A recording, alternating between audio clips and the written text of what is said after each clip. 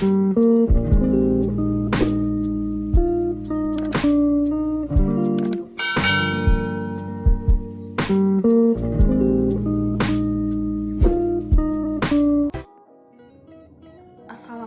teman-teman, bagaimana kabar kalian semua? Semoga kita semua dalam keadaan sehat dan tetap semangat ya. Amin ya robbal alamin. Di video kali ini kita akan membahas mengenai pertumbuhan dan perkembangan loh. Tunggu. Sebelum kita membahasnya, kita kenalan dulu yuk. Seperti kata pepatah, tak kenal maka tak sayang loh. Langsung saja kita kenalan terlebih dahulu.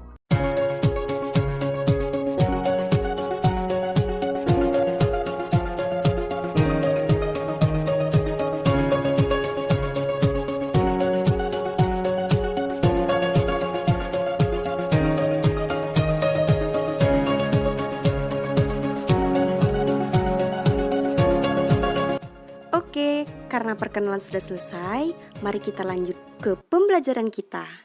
Bismillahirrohmanirrohim. Baiklah, di sini saya akan menjelaskan apa sih itu pertumbuhan dan perkembangan. Pertumbuhan dan perkembangan adalah istilah yang seringkali kita dengar dalam kehidupan sehari-hari. Meskipun terdengar sangat familiar di telinga kita, namun masih ada saja yang tidak mengetahui dengan jelas perbedaan pertumbuhan dan perkembangan tersebut. Jadi, membahas mengenai perbedaan pertumbuhan dan perkembangan menjadi hal penting untuk disampaikan agar kita tidak keliru. Jika dilihat secara sekilas, bisa dikatakan bahwa dari redaksi penulisannya, kedua istilah tersebut sudah cukup jelas berbeda. Selain itu, jika kita telaah lebih dalam, maka akan mendapatkan makna dari pertumbuhan dan perkembangan yang saling berbeda satu sama lainnya. Jadi, apa sih perbedaan pertumbuhan dan perkembangan? Mari kita simak. Pertumbuhan adalah bertambahnya ukuran fisik dan struktur tubuh sebagian atau keseluruhan. Seperti ini contohnya, seorang bayi yang tumbuh menjadi remaja hingga dewasa. Dapat disimpulkan bahwa pertumbuhan adalah perubahan yang terjadi pada suatu objek yang sifatnya cenderung terbatas namun bisa diamati secara langsung menggunakan indera. Nah, pengertian perkembangan. Hal dasar terkait perkembangan yang perlu diketahui adalah perkembangan memiliki sifat kualitatif. Artinya, semua aspek yang berubah pada objek sebenarnya disebut dengan perkembangan. Dari penjelasan sebelumnya dapat disimpulkan bahwa perkembangan memiliki range yang lebih luas daripada pertumbuhan. Sebenarnya, pertumbuhan juga masuk dalam nilai perkembangan. Hal lain terkait perkembangan adalah jangka waktu. Dalam hal ini, perkembangan memiliki perbedaan jangka waktu dari pertumbuhan. Perkembangan akan terjadi secara terus-menerus, dapat dilihat namun cenderung tidak jelas. Faktor pertumbuhan dan perkembangan. Yang pertama ada nutrisi, kedua kondisi psikologis, ketiga lingkungan, dan terakhir biologis. Nah, gimana nih teman-teman? Kalian sudah paham kan apa itu pertumbuhan dan perkembangan? Nah, kakak mau tanya nih, ada yang tahu nggak dari teman-teman sekalian di surat berapa terdapat dalam Al-Quran dan di ayat berapa yang menjelaskan tentang pertumbuhan manusia ketika di dalam kandungan seorang ibu? Nah, kalau belum tahu, yuk mari kita sama-sama kita buka Al-Qurannya yuk.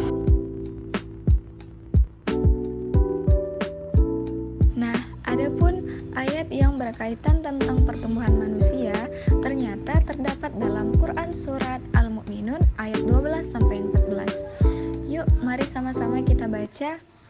A'udzu billahi minasyaitonir rajim. Bismillahirrahmanirrahim. Walaqad khalaqnal insana min sulalatin min tin. Tsumma ja'alnahu nutfatan fi qararin makin. Tsumma khalaqnan nutfata 'alaqatan fa khalaqnal 'alaqata mudghata fa khalaqnal mudghata 'idhaman fa kasawnal 'idhama lahma ثم أنشأناه خلقا آخر فتبارك الله أحسن الخالقين. Shadaqallahul azim. Bahwa artinya ialah, dan sesungguhnya kami telah menciptakan manusia dari suatu saripati atau yang berasal dari tanah. Kemudian kami jadikan saripati itu ataupun air mani yang disimpan di dalam tempat yang sangat kokoh, yaitu rahim. Nah, kemudian air mani itu kami jadikan segumpal darah, lalu segumpal darah itu kami jadikan segumpal daging, dan segumpal daging itu kami jadikan tulang belulang. Lalu tulang belulang itu kami bungkus dengan daging, kemudian kami jadikan dia makhluk yang berbentuk lain, makhluk yang secara utuh. Nah, ada juga proses pertumbuhan dan perkembangan di dalam kandungan menurut hadis riwayat Muslim dari Abi Abdurrahman Abdullah ibnu Mas'ud radhiyallahu anhu berkata, Rasulullah SAW berkata kepada kami bahwa kejadian manusia sesungguhnya adalah seorang dari kalian yang dikumpulkan dari perut ibumu selama 40 hari berupa nutfah dan kemudian menjadi halaka dalam waktu yang sama, kemudian menjadi mudghah juga dalam waktu yang sama. Sesudah itu, malaikat juga diutus untuk menuangkan ruh ke dalamnya dan diutus untuk melakukan pencatatan 4 hal, yaitu rizkinya, amalnya, perbuatannya, dan celaka atau bahagia. Hadis riwayat Muslim. Di sini kakak akan menjelaskan surah Al-Hajj ayat 5 yang di dalam surahnya itu menjelaskan tentang perkembangan dan pertumbuhan. Bismillahirrahmanirrahim, yang artinya wahai manusia, jika kamu meragukan hari kebangkitan, maka sesungguhnya kami telah menjadikan kamu dari tanah, kemudian ditetesi mani, kemudian dari segumpal darah, kemudian dari segumpal daging, yang kemudian kejadiannya yang tidak sempurna agar kami menjelaskan kepada kamu, dan kami keluarkan kamu dari sebagai bayi, kemudian dengan berangsur-angsur kamu sampai menuju ke dewasa, sampai usia sangat tua atau pikun, sehingga dia mengetahui lagi sesuatu yang telah diketahuinya. Dan kamu lihat bumi ini kering, kemudian apabila telah kami turunkan air hujan di atasnya, hiduplah bumi dan menjadi subur dan menumbuhkan berbagai jenis pasangan yang indah. Nah, gimana teman-teman? Udah pada mendengarkan penjelasan tentang apa itu pertumbuhan dan perkembangan kan? Dan juga udah menyimak ayat-ayat serta hadis yang menjelaskan tentang pertumbuhan dan perkembangan. Gimana? Sudah pada paham kan? Selanjutnya, dalam usia lanjut yang mendekati siklus dari akhir kehidupan manusia, dimulai dari usia 60-an sampai akhir hayat.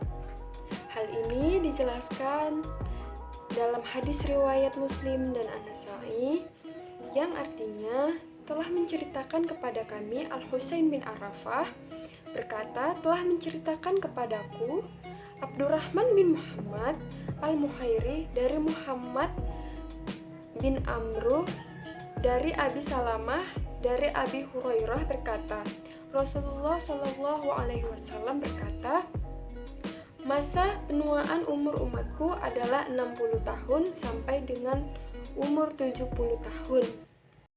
Hehe, sudah tak terasa nih, ternyata pembelajaran kita telah selesai. Alhamdulillah. Tetap semangat, jaga kesehatan. Assalamualaikum warahmatullahi wabarakatuh.